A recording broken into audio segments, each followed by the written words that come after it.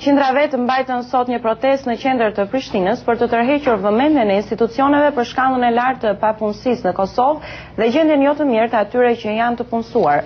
Krahas kërkesave për më shumë vende pune, ata bën thirrje për kushte më të mira për ata që tashmë punojnë, por përballen me vështirësi dhe mungesë të një infrastrukture të qëndrueshme ligjore. Nga Prishtina njofton korrespondenti ynë Leonard Shehu. Qindra punëtore të papunë protestuan sot në rrugët e Prishtinës duke kërkuar më shumë punë dhe përmirësimin e kushteve të atyre që kanë tashmë një vend pune.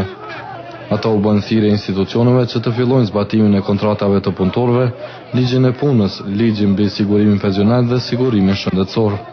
Ata janë ankuar po ashtu për procesin e privatizimit në Kosovë, i cili sipas tyre nuk ishte në favor të punëtorëve.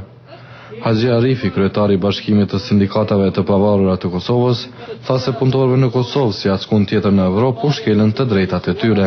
Format dhe mënyrat e shkeljes së drejtave janë nga më të ndryshmet.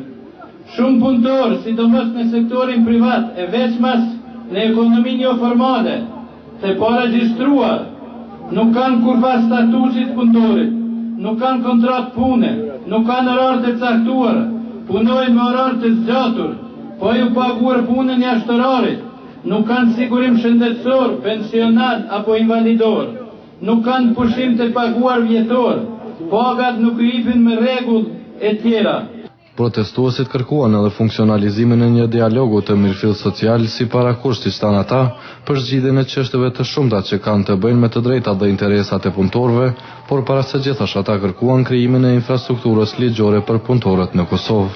Institucionet e Republikës së Kosovës duhet urgjentisht të miratojnë ligjin e punës, ligjin për organizimin sindikal, ligjin mbi greva, ligjin mbi sigurimin pensional e invalidor dhe ligjin mbi sigurimin shëndetësor. Papunësia në Kosovë radhit ndër sfidat kryesore të institucioneve të vendit.